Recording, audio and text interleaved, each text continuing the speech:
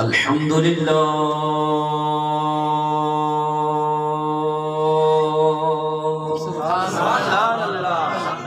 الحمد لله نحمده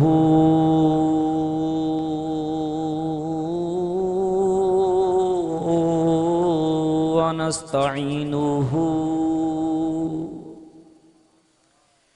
ونستغفره ونؤمن به ونتوكل عليه ونعوذ بالله من شرور أنفسنا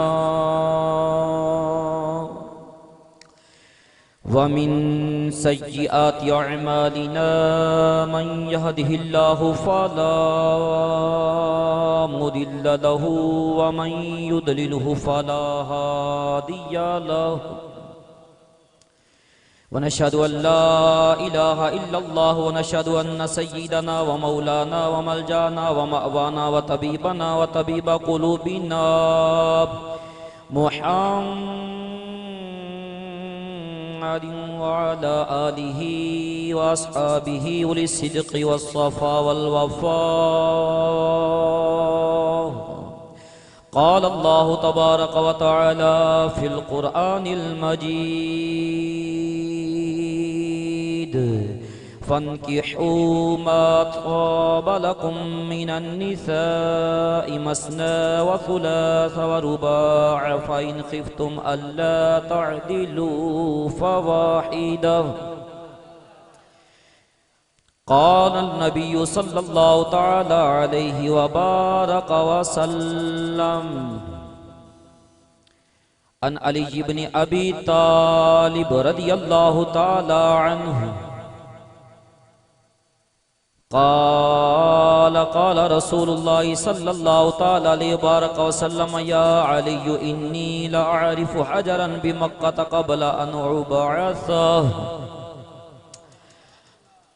قال الله تبارك وتعالى في شان حبيبه مخبرا وآمرا إن الله وملائكته يصلون على النبي يا أيها الذين آمنوا صلوا عليه وسلموا تسليما درود پاک باواد بلند الصلاة والسلام عليك يا سيدي يا رسول الله وعلى آلك واصحابك يا سيدي يا حبيب الله آپ کو ایک روایت سناتا ہوں تقریباً وہ آپ نے پہلے کبھی بھی نہیں سنی ہوگی مسند احمد کے اندر موجود ہے حضور علیہ السلام روایت فرماتے ہیں حضرت عبداللہ ابن مسعود سے روایت ہے فرماتے ہیں نبی پاک علیہ السلام نے ارشاد فرمایا کہ جب میں معراج کی رات رب کی بارگاہ میں حاضر ہوا تو راستے میں انبیاء سے ملاقات کرتا جا رہا تھا لقیت و ابراہیم میں حضرت ابراہیم علیہ السلام سے ملا لیلۃ المعراج معراج کی رات قال ابراہیم حضرت ابراہیم علیہ السلام نے ارشاد فرمایا اقری امتک منی السلام نبی پاک علیہ السلام کو سلام دیا اے اللہ کے رسول یا محمد جب آپ واپس اپنی امت کے پاس جائیں نا تو ان کو میرا سلام کہیے گا اب یہ حدیث پاک نبی پاک علیہ السلام کے وسیلے سے ہم تک پہنچی یعنی کہ وہ حضرت ابراہیم کا سلام لے کر آئے اور ان کے ذریعے ہم تک پہنچا اور میرے ذریعے آپ تک پہنچ گیا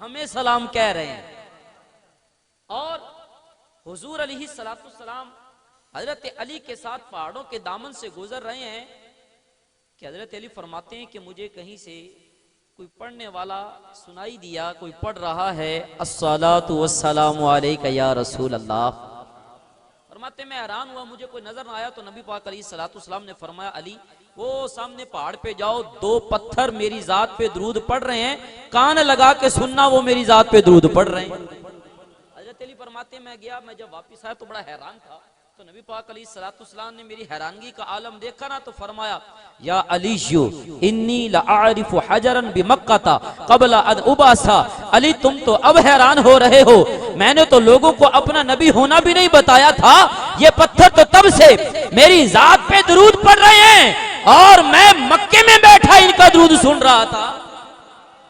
ارے وہ نبی پتھروں کا درود سن سکتا ہے تو ہمارا درود کیوں نہیں سن لے گا؟ اور جو دو روایات میں نے آپ کو بیان کیا نا، اس کا مقصد یہ ہے کہ اگر کوئی دنیا سے چلا جائے وہ سلام بھیجے تو زندوں کو پہنچ جاتا ہے، زندوں کو پہنچ جاتا ہے، اور اگر کوئی زندہ دنیا سے جانے والوں کو سلام بھیجو تو ان کو بھی پہنچ جاتا ہے۔ نبی پاک علیہ الصلوۃ والسلام نے فرمایا قبرستان کے پاس سے گزرو تو مردوں کو سلام کیا کرو، وہ تمہارے سلام کا جواب دیتے ہیں۔ جب عام بندے کی شان یہ ہے، تیرا میرا درود سنتا بھی ہے جواب بھی دیتا ہے، تو امام الانبیاء کی کتنی شان ہوگی؟ سب سے پہلے ایک نوٹ مینو بھی دیو جی، مینو پتا ہے تو سارے میرے ہی نے، لیکن ایک گل میں دسنا چاہنا، شادی کا موقع ہے تو اس پیغام کو سب سے پہلے میں آپ کی گوش گزار کرنا چاہوں گا کہ یہ جو ہم نوٹ پھینکتے ہیں نا، ہمارا مزاج بن گیا ہے۔ ہوتا یہ ہے کہ وہ کنجریاں ڈانس کرتی ہیں ان پر بھی نوٹ پھینکے جاتے ہیں، مزاج بن گیا ہے، مولویوں پر بھی پھینکے جاتے ہیں، لیکن دینے کا ایک انداز خاص رکھ لیں۔ میں یہ نہیں کہتا کہ دینا حرام ہے یا ناجائز ہے، دینے کا ایک اچھا انداز بنایا جائے۔ اس کے اوپر حدیث لکھی ہوتی ہے، یہ سارے آپ دیکھ سکتے ہیں، حصول رزق الحلال عبادت، رزق حلال این عبادت ہے، اس کی طلب عبادت ہے، یہ حدیث لکھی ہوئی ہے۔ اگر ہم اس کو نیچے پھینکتے ہیں نا تو اس پر بس اوقات پاؤں آ جاتے ہیں اور بے ادبی ہونے کا شائبہ ہے، اس لیے ہمیں اس سے بچنا چاہیے۔ تو نوٹ پھینکنا نہیں چاہیے، اگر دینا ہے تو ادب کے طریقے سے دینا چاہیے۔ بات سمجھ آ رہی ہے؟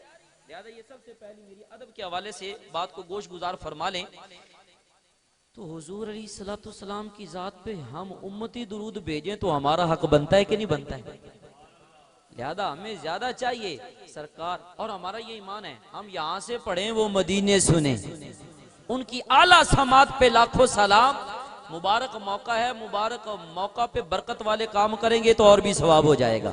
بلند آواز سے پڑھ لیجیے الصلاۃ والسلام علیک یا سیدی یا رسول اللہ وعلی آلک واصحابک یا سیدی یا حبیب اللہ، الصلاۃ والسلام علیک یا سیدی یا نبی اللہ وعلی آلک واصحابک یا سیدی یا محبوب رب العالمین۔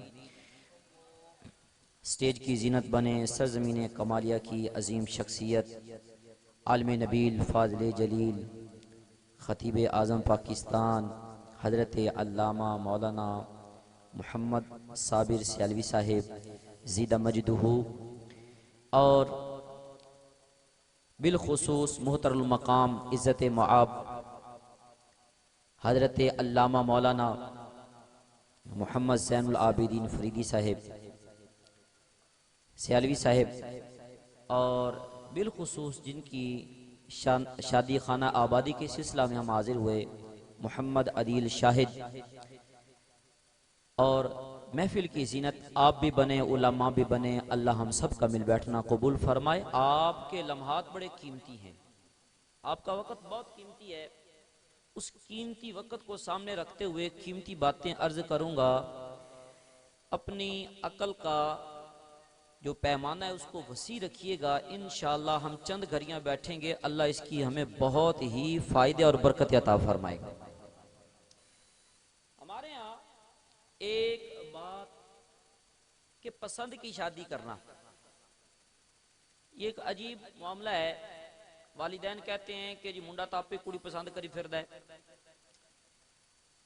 تو اللہ تعالیٰ قرآن پاک میں اس کے متعلق ارشاد فرماتا ہے فَانْكِحُوا مَا طَابَ لَكُم مِّنَ النِّسَاءِ مَثْنَىٰ وَثُلَاثَ وَرُبَاعَ فَإِنْ خِفْتُمْ أَلَّا تَعْدِلُوا فَوَاحِدَةً، کہ عورتوں میں سے جو تمہیں پسند آ جائیں ان کے ساتھ نکاح کرو، ایک بھی کر سکتے ہو، دو بھی کر سکتے ہو، تین بھی کر سکتے ہو، چار بھی کر سکتے ہو۔ فَإِنْ خِفْتُمْ أَلَّا تَعْدِلُوا فَوَاحِدَةً، اگر تم ان کے درمیان عدل نہیں کر سکتے ہو، خوف ہے تم کو، تو پھر صرف ایک کی رخصت ہے، ایک سے زیادہ نہیں کر سکتے۔ یہاں پر حضور علیہ الصلوۃ والسلام کی بارگاہ میں ایک صحابی آئے، عرض کی یا رسول اللہ میں فلاں عورت سے نکاح کا ارادہ رکھتا ہوں. تو نبی پاک علیہ الصلوۃ والسلام نے فرمایا کیا تو نے اس کو دیکھا ہے؟ کیا تو اس عورت کو پسند کرتا ہے؟ تو اس نے عرض کی یا رسول اللہ دیکھا تو نہیں ہے. تو نبی پاک علیہ الصلوۃ والسلام نے فرمایا پہلے اس عورت کو دیکھ تاکہ اس کی محبت تیرے دل میں اللہ پیدا فرما دے. پسندیدہ عورت کے ساتھ تو نکاح کر، جس عورت کو تو پسند کرے. اس لیے شریعت نے جس عورت کے ساتھ نکاح کا ارادہ رکھتے ہوں ایک مرتبہ دیکھنے کی رخصت عطا فرمائی ہے. لہذا شادی ہوتی ہی وہ ہے جو پسند کی ہو، شادی ہوتی ہی وہ ہے جو پسند کی ہو، رضامندی کی ہو، دونوں طرف سے رضامندی ہو، دونوں طرف سے پسندیدگی ہو. زبردستی جو نکاح ہوتا ہے بعد میں مسائل کھڑے کر دیتا ہے. اور نبی پاک علیہ الصلوۃ والسلام نے نکاح کی فضیلت کو بہت بیان فرمایا. اتنا بیان فرمایا کہ جو نکاح والا 2 رکعت نفل ادا کرتا ہے اور بغیر نکاح والا 70 رکعت نفل ادا کرتا ہے تو 70 والے کو جتنا ثواب ملتا ہے نکاح والا 2 رکعت نفل ادا کرتا ہے اللہ اس کو 70 رکعتوں کا ثواب عطا فرما دیتا ہے. 2 رکعت نکاح والا پڑھے تو 70 کا ثواب پاتا ہے. نبی پاک علیہ الصلوۃ والسلام نے ارشاد فرمایا نکاح کرو کیونکہ نکاح آنکھوں کی حفاظت کرتا ہے اور بندے کی شرمگاہ کی حفاظت کرتا ہے. بندے کی آنکھ بھی محفوظ ہوتی ہے اور شرمگاہ بھی محفوظ ہو جاتی ہے. اس کے ذریعے بندہ بد نگاہی سے حتی الامکان حتی المقدور بچ جاتا ہے. نبی پاک علیہ الصلوۃ والسلام نے ارشاد فرمایا تم مجھے 2 چیزوں کی ضمانت دے دو میں تمہیں جنت کی ضمانت دے دیتا ہوں. کوئی بڑا بندہ ضمانت دے دے نا تو بندہ اعتماد کر جاندا ہے. وہ بھائی فلانے بندے نے ضمانت دیتی ہے ہن وہ گل پکی ہے ہن وہ کر جانی ہے. اب عابدی کرام یہ کوئی ضمانت کسی بندے کی نہیں ہے، امام الانبیاء کی ضمانت ہے. فرمایا میں محمد تمہیں جنت کی ضمانت دیتا ہوں تم مجھے 2 چیزوں کی ضمانت دے دو. کون سی؟ فرمایا ایک زبان دوسری شرمگاہ، کہ زبان کا استعمال بھی اللہ کے حکم کے خلاف نہیں کرو گے، شرمگاہ کا استعمال بھی اللہ کے حکم کے خلاف نہیں کرو گے. یہ 2 چیزیں اللہ رسول کے حکم کے مطابق چلانا تمہارا کام ہے. میں محمد تمہیں جنت کی ضمانت دیتا ہوں. نبی پاک علیہ الصلوۃ والسلام نے ارشاد فرمایا کہ تم عورتوں پہ مال خرچ کرتے ہو اللہ اس کا بھی تمہیں ثواب عطا فرماتا ہے، بلکہ ایک ایک لقمہ جو تم اپنی بیوی کے منہ میں ڈالتے ہو، اپنی اولاد کے منہ میں ڈالتے ہو، اپنے ماں باپ کے منہ میں ڈالتے ہو، اللہ ہر لقمے کے بدلے تمہیں ثواب عطا فرماتا ہے. اور تم اپنی بیویوں کے پاس قربت کے لیے جاتے ہو اللہ اس کا بھی تمہیں ثواب عطا فرماتا ہے. صحابہ حیران ہوئے یا رسول اللہ بیوی کے پاس قربت کے لیے جاتے ہیں اس میں بھی ثواب ہے؟ تو نبی پاک علیہ الصلوۃ والسلام نے فرمایا ہاں کیوں نہیں. اگر حرام جگہ رکھو گے تو گناہ ملے گا کہ نہیں ملے گا؟ اگر اس کو حلال جگہ رکھو گے تو اللہ ثواب عطا فرمائے گا. حضرت عمر فاروق رضی اللہ تعالیٰ عنہ کے پاس ایک شخص اپنی بیوی کی شکایت لے کر آیا کہ جی حضور میری بیوی فلاں فلاں مجھے تانے دیتی ہے. لیکن وہ شخص کہتا ہے، حضرت امام ذہبی نے القبائر کے اندر اس بات کو لکھا، آپ فرماتے ہو اپنے بڑی لمبی چوڑی وہاں پر تحقیق کے نکاح کے متعلقات کہ بس اوقات بیویاں شوہروں کے ساتھ اپنے خامد کے ساتھ بحث و مباحثہ کرتی ہیں اور گفتگو کو بڑی لمبی چوڑی بنا دیتی ہیں. تو وہ شخص بڑا پریشان ہو کے نا حضرت عمر فاروق کے پاس آیا کہ میں اپنی جا کے دکھ درد سنا کے آتا ہوں. اب بندہ پریشان ہوئے تو کسی نے سنا ہی دیندا ہے نا. لگتا تسی بھی بڑے پریشان بیٹھے ہو، جڑے خوش بیٹھے بولو سبحان اللہ. حضرت عمر فاروق رضی اللہ تعالیٰ عنہ کے پاس آیا نا تو اس نے آ کے بڑا عجیب ماجرا دیکھا. انہیں آکھیا پچھلی نالوں تو اگلی بد گئی کی. اس نے دیکھا کہ حضرت عمر فاروق رضی اللہ تعالیٰ عنہ گھر موجود ہے اور آپ کی بیوی آپ کے ساتھ کلام کر رہی ہے اور بڑی اونچی آواز سے بات کر رہی ہے اور سخت کلامی ہے، سخت انداز ہے بیوی کا. حضرت عمر فاروق رضی اللہ تعالیٰ عنہ آگے سے کوئی بات ہی نہیں کر رہے ہیں، بڑی خاموشی سے بیوی کی باتیں سنتے چلے جا رہے ہیں. وہ شخص کہتا ہے حضرت عمر فاروق تو بڑی سخت طبیعت کے مالک ہیں، بڑی عجیب بات ہے آپ بڑی خاموشی سے ساری باتیں سنتے چلے جا رہے ہیں. وہ شخص کہتا میں تو بڑا حیران ہوا تو میں نے کہا میں تو اپنی باتیں سنایا آیا تھا، یہاں تو حضرت عمر فاروق خود سن رہے ہیں تو میں انہوں کی سناؤنیاں آپ گھر نوں چلیے پچھلی نالوں ساڑی اگلی ودی پئی ہے. ہاں جی واپس چلیے میں ان کو کیا ٹکڑے سناؤں. میں ان کو سنانے، انہوں نے 100 مجھے سنا دینے ہیں۔ وہ کہتا ہے میں جب واپس پلٹا نا تو حضرت عمر فاروق رضی اللہ تعالیٰ عنہ اچانک گھر سے باہر نکل آئے، تو مجھے دیکھ کے کہنے لگے خیریت سے آنا تھا، واپس جا رہے ہو؟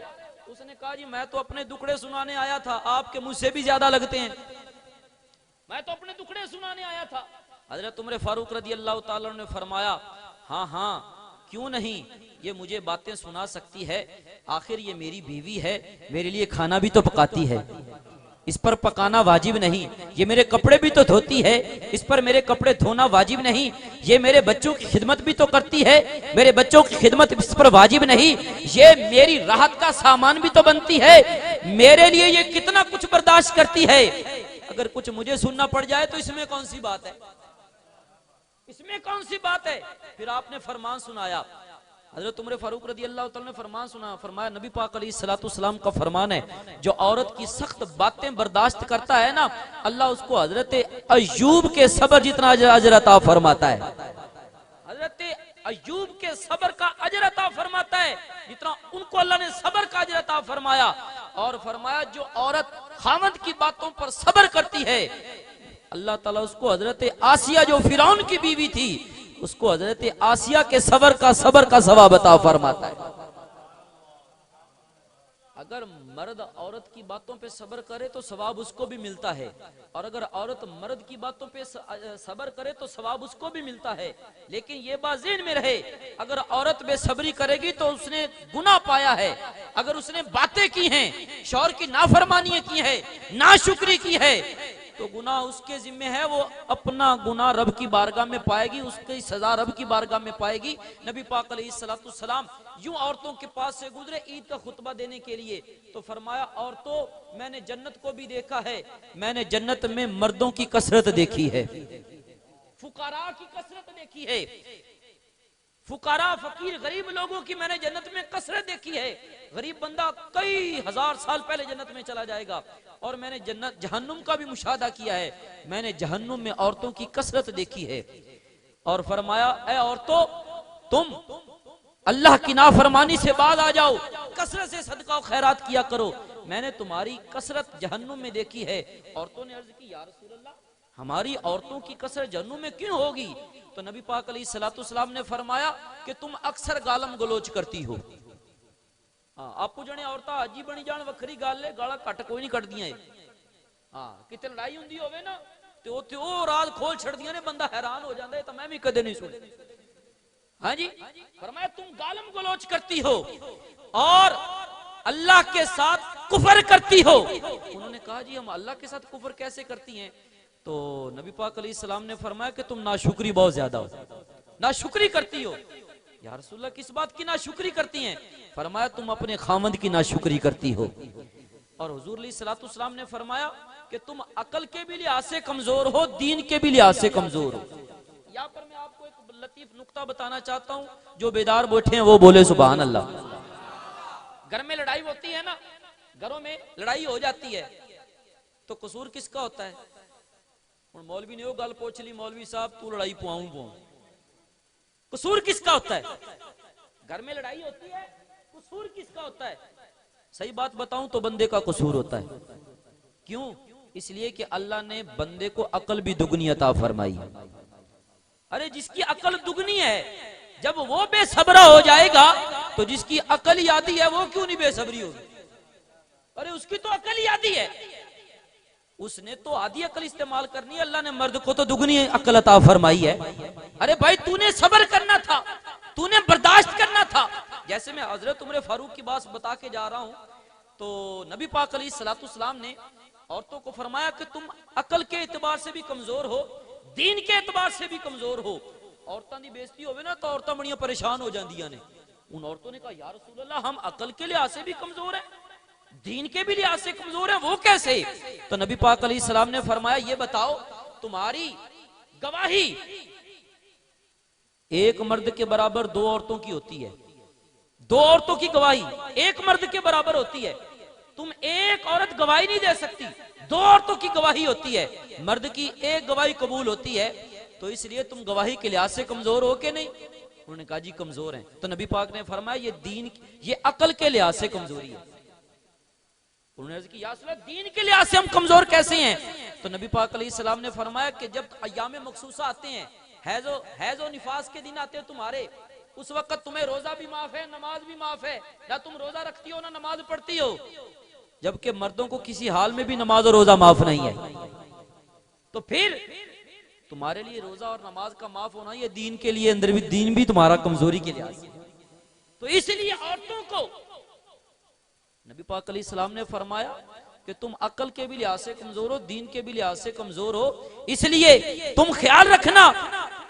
حضرت سیدنا عمر فاروق رضی اللہ تعالی عنہ کے متعلق آتا ہے، آپ گھر میں داخل ہوئے نا تو آپ نے اپنی بیوی کے ساتھ کچھ باتیں کی تو بات طلاق کلامی تک پہنچ گئی، تو آپ نے فرمایا آپ کی بیٹی بھی تو نبی پاک علیہ السلام کے سامنے باتیں کر دیتی ہے، آپ وہاں پر جا کر بھی تو دیکھیں۔ تو حضرت عمر فاروق رضی اللہ تعالی عنہ نبی پاک علیہ السلام کی ازواج کے پاس تشریف لے گئے، سب کو جا کر کہنے لگے نبی پاک کے ساتھ اونچی بات میں زبان میں اونچی لحاظ سے باتیں نہ کیا کرو۔ باتیں کرتے کرتے جب حضرت ام سلمہ کے گھر پہنچے نا تو حضرت ام سلمہ نے فرمایا عمر ٹھہر جاؤ، ہمیں نصیحتیں کرنے کی ضرورت نہیں ہے، کیا نبی پاک علیہ السلام تربیت کرنے کے لیے ہمیں کافی نہیں ہے؟ ہماری تربیت کرنے کے لیے نبی پاک علیہ السلام کافی ہیں۔ حضرت عمر فاروق فرماتے ہیں کہ میں نے جب یہ بات سنی تو میں حیران ہو گیا اور میں اپنے آپ میں بڑا شرمندہ ہوا، میں واپس آ گیا۔ اس بات سے امام زابی فرماتے ہیں القبائر کے اندر عورتیں باتیں کرتی رہتی ہیں، مردوں کو بھی صبر کرنا چاہیے، اور یہ بات ذہن میں رہے جب عورت مردوں کو تانا دیتی ہے نا اور مرد کے خلاف باتیں کرتی ہے تو نبی پاک علیہ السلام نے ارشاد فرمایا جنت کی حور آسمان سے سر نکالتی ہے اور سر نکال کے کہتی ہے اے عورت اس مرد کو پریشان نہ کر، یہ تھوڑی دیر کے لیے تجھے ملا ہے، جب اس نے دنیا سے آنا ہے تو اس نے جنت میں ہمارے پاس ہی آنا ہے۔ نبی پاک علیہ السلام نے فرمایا اللہ نے جنت میں اسی لیے حوروں کو رکھا ہے کہ 100 میں سے ایک عورت جنت جانی ہے، باقی 99 عورتیں جہنم میں جانی ہیں، کیونکہ وہ خاوندوں کی نافرمان ہوتی ہیں۔ ارے جس نے نافرمان ہونا ہے اس نے اپنا گناہ اپنا نقصان جہنم کی صورت میں بھر لینا ہے، اگر تو صبر کرے گا تو اللہ اجر تجھے عطا فرمائے گا۔ جڑے جاگدے بیٹھے بولو سبحان اللہ۔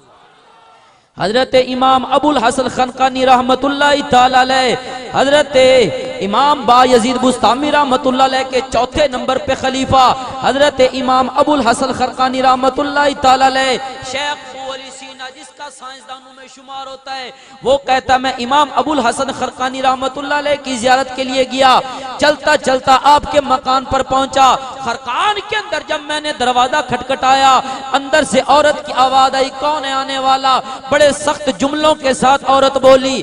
حضرت شیخ ابو علی سینا فرماتے ہیں میں پریشان ہو گیا، اتنی یہ عورت کیسی ہے؟ کہا میں ابو الحسن خرقانی سے ملنے آیا ہوں۔ عورت کہنے لگی تو کون ہے؟ وہ تو ویلا ہے، تو بھی ویلا ہے، وہ تو ویلا ہے، تو بھی ویلا ہے۔ انہوں نے کہا میں شیخ سے ملنے آیا ہوں۔ کہ کیڑا شیخ؟ میں تو انہوں کچھ بھی نہیں سمجھتی، تو انہوں شیخ سمجھی کھڑا ہے۔ عورتوں کی عادت ہوتی ہے، عورتیں مردوں کو کچھ بھی نہیں سمجھتی نا، چاہے بندہ جیڈا بھی کمال والا ہوئے، عورتیں کہنی ساڑھے واسطے کچھ بھی نہیں۔ وہ ایک پیر تھا نا، پیر، وہ اپنی عورت کو کہتا او میں بڑا بڑا پیر ہاں، لوکی میرے مرید نے تے تو بھی مینوں منیا کر تے میرے اگے بہتا زبان نہ چلایا کر۔ انہیں کہا مینوں پتا تو بڑا پیر کتے کھڑدا نہیں، ہوویں گا تا پیر ہونا دا ہوویں گا، میرا تو کوئی پیر کوئی نہیں۔ اس نے ایک دن ارادہ بنایا اپنی بیوی کو قائل مائل تو کرنا ہے، چلو اس کو کوئی کرامت دکھا دیتے ہیں۔ اب پیر نے گھر سے باہر جا کے نا اڑنا شروع کر دیا، ہوا میں اڑتا اڑتا جب گھر کے اوپر سے اڑ کر گزرا نا اور واپس پھر اتر کر گھر آیا تو عورت کہنے لگی تو بڑا بڑا پیر بنیا پھردا، میں بھی اج ایک پیر ویکھیا ہے، ہوا دے وچ اڑیا پھردا سی، تو بڑا بڑا پیر بنیا پھردا، تو اڑ کے دکھا۔ انہیں آکھیا کرما والیو میں ہی سا، وہ جو ہوا میں اڑ رہا تھا وہ میں ہی تھا۔ عورت نے آگے سے کہا اچھا تو سے تائیں پینگا پینگا اڑدا پیا سی۔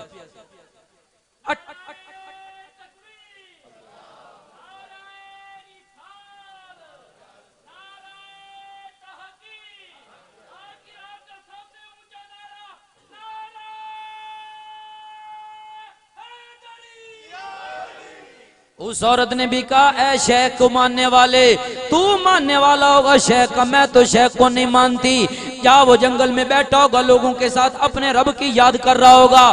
حضرت ابو علی سینا کہتے ہیں میں حضرت خواجہ ابو الحسن خرقانی کی یاد کے لیے ان کی زیارت کے لیے آیا تھا. میں حیران ہو گیا, اس کی بیوی اس کی اتنی نافرمان ہے, وہ کس بات کا شیخ بنا پھرتا ہے. حضرت ابو علی سینا فرماتے ہیں پھر بھی میرے دل میں ارادہ ہوا اس کو جا کے مل کر تو آؤں. جب جنگل کی طرف گیا تو حیران ہو گیا, شام کا وقت تھا. حضرت ابو الحسن خرقانی رحمت اللہ علیہ لکڑیاں باندھ کے سانپ کے اندر شیر کے اوپر رکھ کے آ رہے ہیں. ابو الحسن خرقانی اس حال میں دیکھ کے ابو علی سینا حیران ہو گیا. وہ حضرت ابو علی سینا وقت کا ولی تھا, اتنا بڑا ولی تھا. محمود غزنوی جیسا بادشاہ, محمود غزنوی جیسا بادشاہ اتنے بڑے ولی کی ملاقات کے لیے گیا. کہنے لگا حضور کچھ عطا فرما دیجئے. حضرت خواجہ ابو الحسن خرقانی نے اپنا کرتا اتار کے دے دیا, فرمایا جاؤ اپنا کرتا تجھے دے دیا ہے.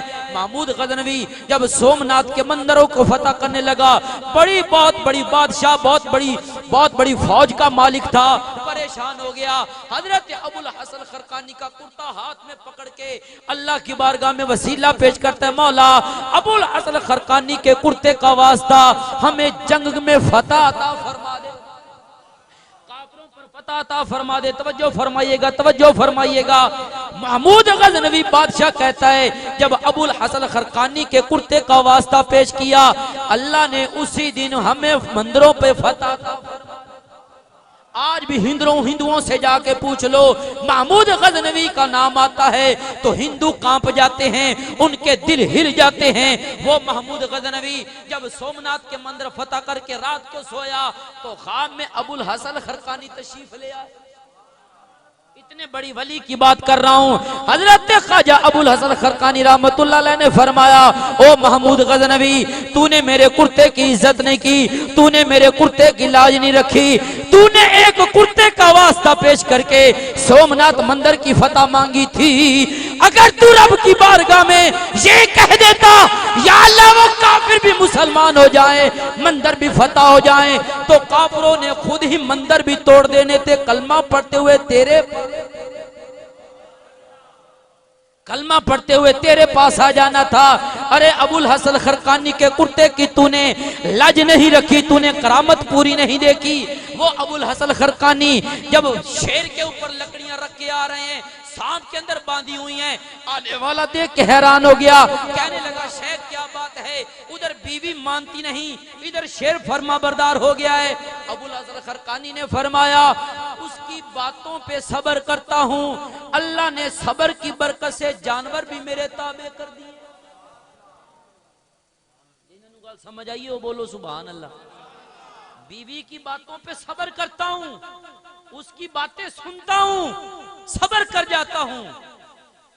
میں نے اس کو گھر میں پھر بھی رکھا ہوا ہے, اس کو طلاق نہیں دی, لیکن اس صبر کی برکت سے اللہ نے جانور بھی میرے قبضے میں کر دیے ہیں.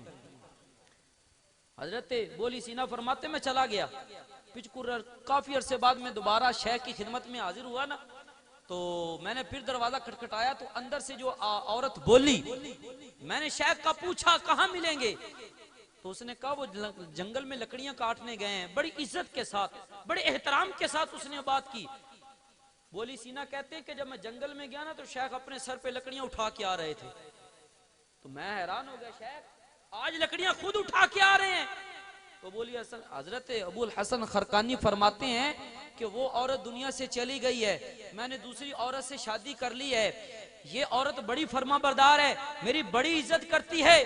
جب سے یہ عورت آئی ہے مجھے اب اس طرح کی کوئی پریشانی نہیں ہے, مجھے کوئی اس کے سخت جملوں پہ صبر نہیں کرنا پڑتا. لیکن ایک بات ہے, جب سے وہ گئی ہے یہ بات کہ جانور بھی میرے اب تابع نہیں رہے ہیں, جانور بھی میرے تابع نہیں رہی ہیں. جب میں اس کی بات پہ صبر کرتا تھا تو اس وقت یہ جانور بھی میرے تابع تھے.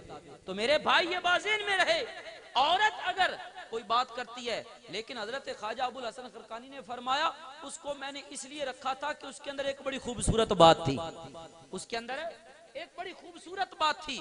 میں اس کو اس لیے برداشت کرتا تھا, اس لیے کہ وہ قرآن کی تلاوت کیا کرتی تھی. دوسری بات اس کے اندر یہ تھی کہ وہ پردے کی بڑی پابند تھی. اور بول لو تا صحیح,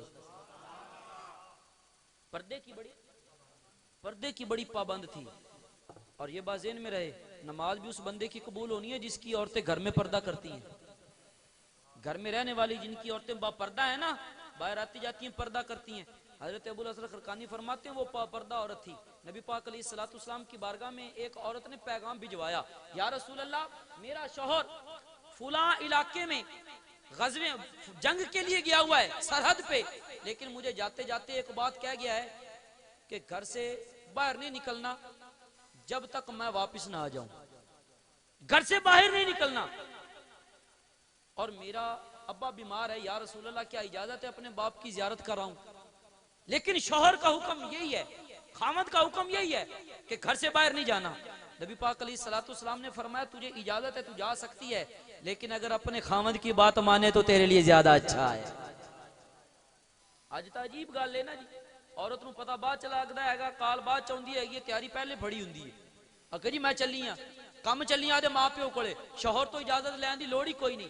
نبی پاک علیہ الصلوۃ والسلام نے فرمایا جو عورت خامد کی اجازت کے بغیر گھر سے باہر نکلتی ہے جب تک گھر میں لوٹ کر نہیں آتی, اللہ کے فرشتوں کی ساری روح مخلوق کی اس عورت پہ لعنت برستی رہتی ہے. جب تک گھر میں واپس نہیں آ جاتی ہے اللہ کی بھی لعنت برستی رہتی ہے, فرشتوں کی بھی لعنت برستی رہتی ہے, سب لوگوں کی لعنت برستی رہتی ہے جب تک گھر واپس نہیں آ جاتی ہے. اگر عورت شوہر کی اجازت کے بغیر گھر سے جائے تو وہ لعنت کی مستحق ٹھہرتی ہے. عورت نے کہا یا رسول اللہ میرا شوہر کہہ کے گیا ہے گھر سے باہر نہیں جانا, میرا ابا بیمار ہے. نبی پاک نے فرمایا جا سکتی ہے, تجھے میں اجازت دے دیتا ہوں, لیکن اگر خامد کی مانے تو تیرے لیے زیادہ فائدہ ہے. کچھ دن گزرے, عورت نے پھر پیغام بھجوایا, یا رسول اللہ اب میرا باپ آخری وقت کو پہنچ گیا ہے, مجھے خبر ملی ہے اس کا وصال ہونے والا ہے, اب میرا باپ آخری سانسیں لے رہا ہے, اگر اجازت ہو تو باپ کی زیارت کراؤں.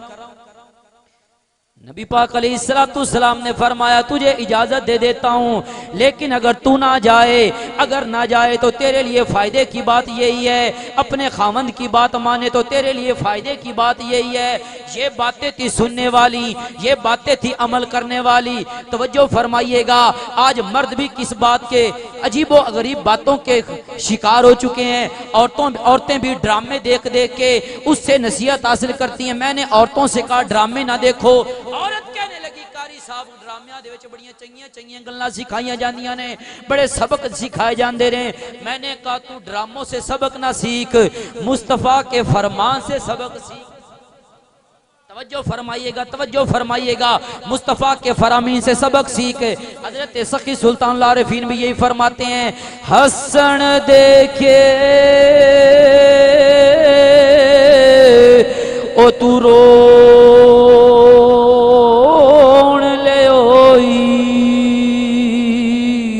او تینو دتا کس دلاسا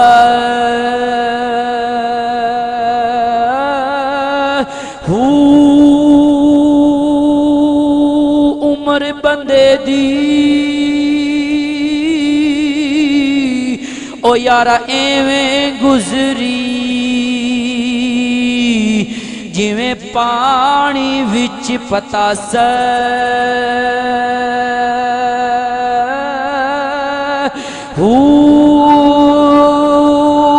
مالک تیتھوں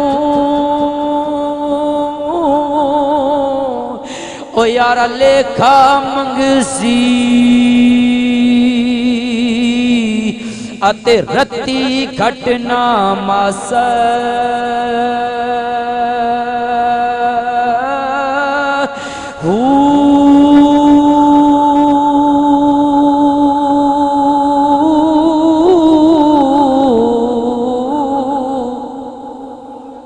نعرہ تکبیر, نعرہ رسالت, نعرہ تحقیق, نعرہ حیدری, تاجدار ختم نبوت, تاجدار ختم نبوت, تاجدار ختم نبوت. سبق لینا تھا تو مصطفیٰ کے فرامین سے لیتے, سبق لینا تھا تو رب کے قرآن سے لکھتے حضرت سخی سلطان العارفین فرماتی ہیں او حسن والیاں گلاں دیکھ کے تو رون والیاں گلاں لے لیاں نے انہاں ڈرامیاں دے نال انہاں فلماں دے نال تو سبق لینے شروع کر دیتے نے انہاں کسیاں کہانیاں دے وچ سبق کوئی نہیں سبق لینا ہے تے مصطفیٰ دے فرامین تے رب دے قرآن دے نال آو سجنا آو عورتوں آو بندیو اے حدیثاں سن جاؤ اپنی عورت نو جا کے اے حدیث سنا دیا جے میں بھی بیوی والا ہاں میرے بھی بچے نے میں بھی گھر بار والا ہاں جدوں گھر دے وچ عورت دے نال اختلاف ہو جاوے میں زیادہ لمبی چوڑی بحث نہیں کردا مصطفیٰ دے فرامین حدیثاں کھول کے سامنے رکھ دینا میں کیا آوے کہ جیڑی عورت اپنے خاوند دی نافرمان ہوئے جیڑی عورت بندے دی ناشکر گزار ہوئے او جہنم دی مستحق ہوندی ہے یہ میری ناشکری کریں گی میری گل نہیں منیں گی مینوں پریشان کریں گی جہنم دا بالن تو بنے گی یہ مینوں خوش رکھیں گی تے جنت دی حق دا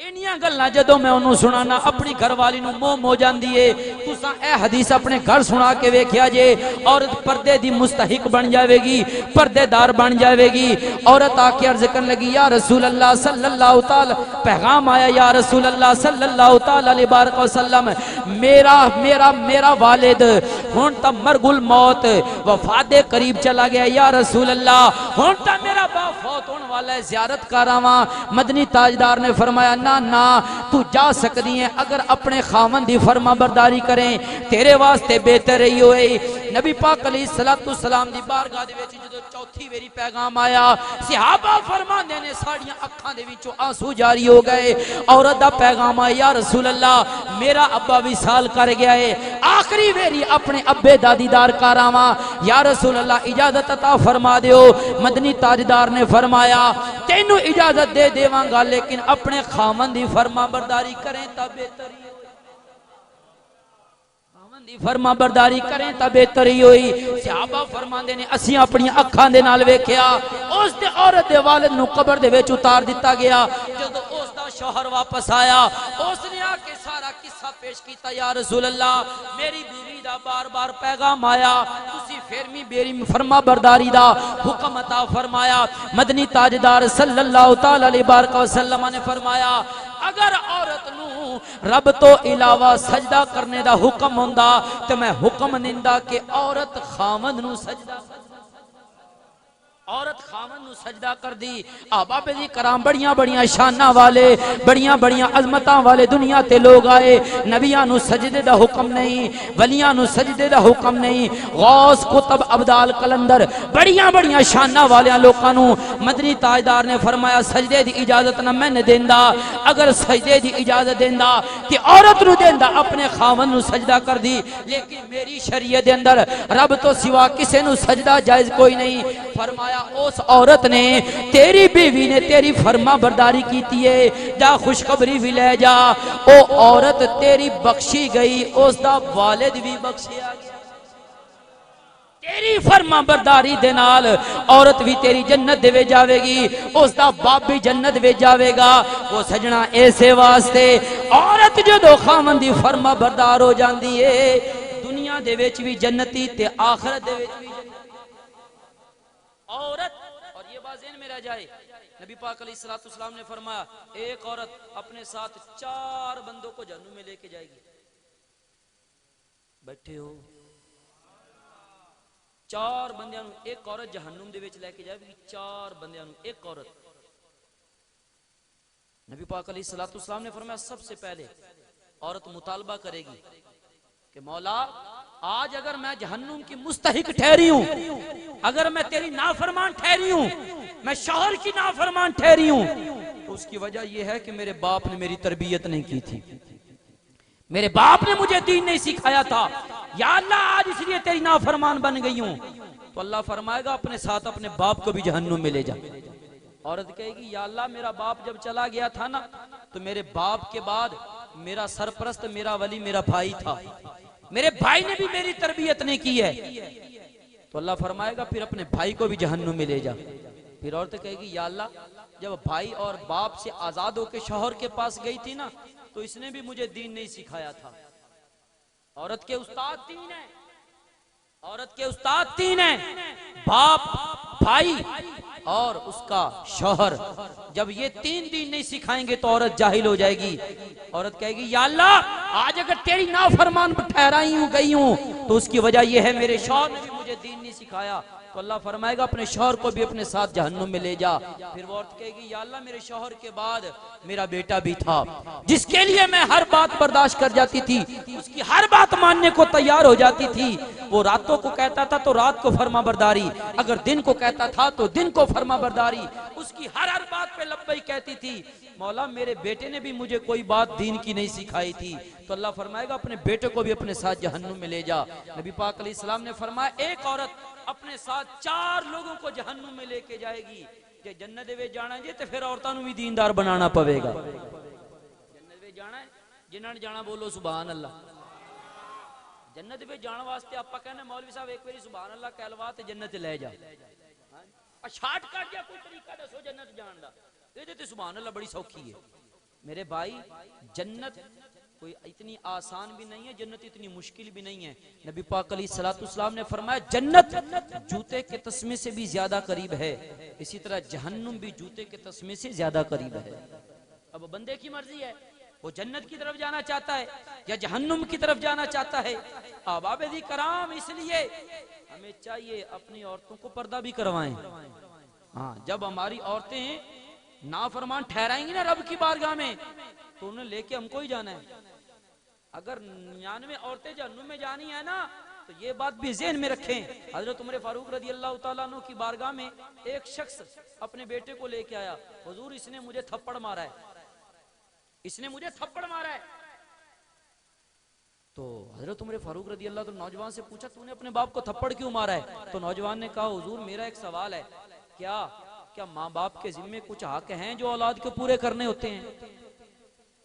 آپ ماشاءاللہ سارے سمجھدار بیٹھے ہیں, بہتوں کی تو شادی ہو چکی ہے, کوارے بھی ذرا تیاری پڑھ لو. ہاں جی اس بات کو سمجھ لیں. حضرت عمر فاروق نے فرمایا ہاں ماں باپ کے ذمے کچھ حق ہوتے ہیں. پہلی بات تو یہ ہے کہ باپ بننے کا جو ارادہ رکھتا ہے, جس عورت کے ساتھ وہ نکاح کرنا چاہتا ہے, اس کو چاہیے کہ وہ دیندار عورت کے ساتھ نکاح کرے. پہلی بات نبی پاک علیہ الصلوۃ والسلام نے ارشاد فرمایا کہ عورت کے ساتھ نکاح تو اس کے حسن کی وجہ سے کیا جاتا ہے, یا اس کی دولت کی وجہ سے کیا جاتا ہے, یا اس کے حسب و نسب کی وجہ سے کیا جاتا ہے. خوبصورت عورت کے ساتھ جو نکاح کرتا ہے فرمایا وہ بھی دھوکے میں ہے. جو دولت کی وجہ سے نکاح کرتا ہے وہ بھی دھوکے میں ہے. جو حسب و نسب کی وجہ سے نکاح کرتا ہے وہ بھی دھوکے میں ہے. فرمایا چوتھی چیز دینداری ہے. جو بندہ عورت کے ساتھ دین کی وجہ سے نکاح کرتا ہے کامیاب وہ ہے. تم عورتوں کے ساتھ کی وجہ سے نکاح کرو. احباب دی کرام حضرت عمر فاروق نے فرمایا کہ تم نے جس عورت کے ساتھ نکاح کرنا تھا نا, بندے نے جس عورت سے اولاد کا حصول کرنا ہے اس کو چاہیے کہ سب سے پہلے اولاد کا یہ حق ادا کرے کہ وہ اچھی دیندار عورت کے ساتھ نکاح کرے. نمبر 2 فرمایا جس عورت کے ساتھ اس نے نکاح کر لیا اور اولاد کا حصول ہو گیا ہے اس کو چاہیے اس اولاد کا اچھا نام بھی ہو, اچھا نام بھی رکھے. وہ نوجوان کہتا حضور اے 2 حق تا میرے پورے کوئی نہیں کیتے میرے پیو نے. میرا باپ بکریاں چراتا تھا, ایک جگہ بکریاں چرانے کے ارادے سے گیا, وہاں ایک عورت مل گئی, معاشقہ لڑایا اور اس کو بھگا کے لے آیا اور اس کے ساتھ اس نے شادی کی ہوئی ہے. میں اس کا بیٹا ہوں اور اس نے میرا نام بھی اچھا نہیں رکھا. میرے نام کا مطلب ہے آگ کا انگارہ. نبی پاک علیہ الصلوۃ حضرت عمر فاروق نے فرمایا اپنے اس بندے سے کہا تو نے اپنے بیٹے کے 2 حق ادا نہیں کیے ہیں. اس نوجوان نے کہا حضور کوئی اور بھی حق ہے؟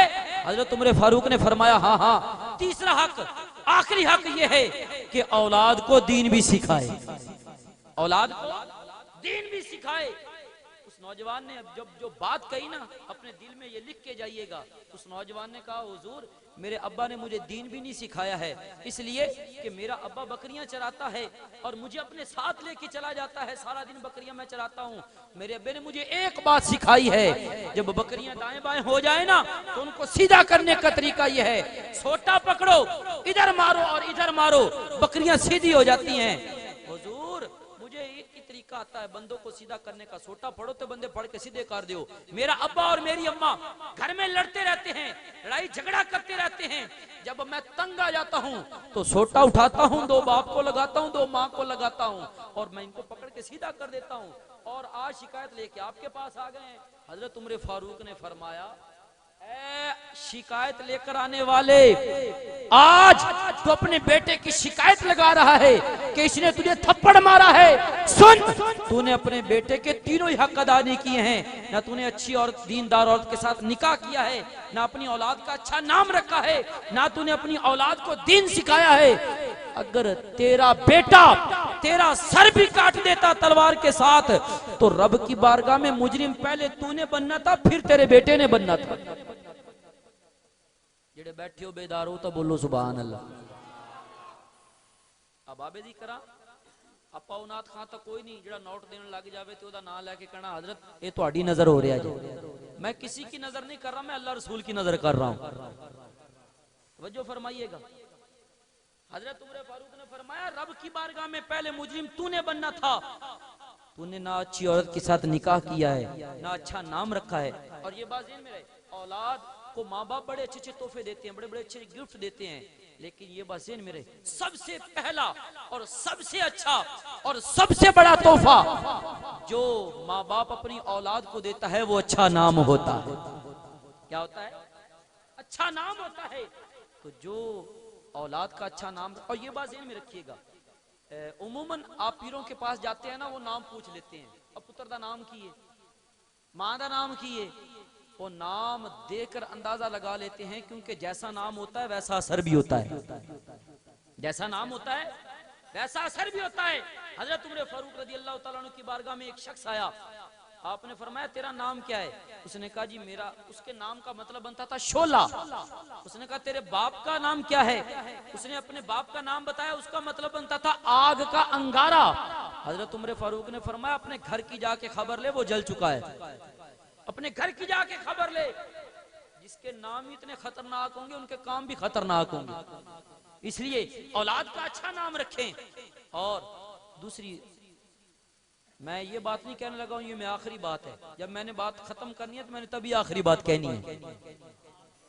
हाँ जी, ये बात ना हो, क्योंकि बाद च बंदे कहंदे मौलवी आखिरी गल कहंदा कहंदा आधा घंटा फिर लाता। तवज्जो फरमाइए, जिनकी तवज्जो है वो बोले सुभान अल्लाह। अब आबे दी कराम, निकाह नबी पाक अलैहिस्सलाम की सुन्नत है, और जो बंदा निकाह कर लेता है ना, नबी पाक अलैहिस्सलाम ने इरशाद फरमाया वो शैतान से अपना आधा ईमान महफूज कर लेता है। शैतान से अपना आधा ईमान महफूज कर लेता है। अब मैं आपको आखिरी बात सुनाने लगा हूं, जिन्होंने सुनी है वो बोले सुभान अल्लाह।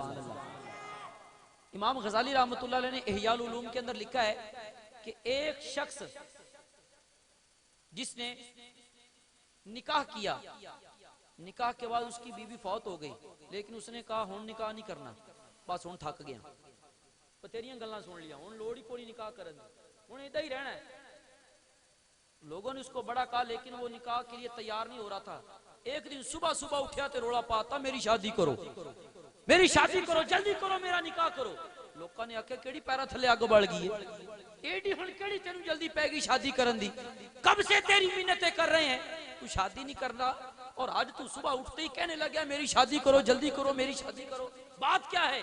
उसने कहा बात यह है कि आज रात मैंने एक ख्वाब देखा है, ख्वाब के अंदर मैंने देखा कि क़यामत का मंजर बर्पा हो चुका है, लोग प्यास से परेशान हैं, ज़बानें मुंह में सूंघ के कांटा बन चुकी हैं, मुझे सख्त प्यास लगी है, और मैंने देखा कि कुछ बच्चे गिलास के अंदर, बर्तनों के अंदर, प्यालों के अंदर पानी पिला रहे हैं। मैंने एक बच्चे को कहा मुझे भी पानी पिला दो, लेकिन बच्चे ने मुझे पानी नहीं पिलाया, बच्चा चला गया।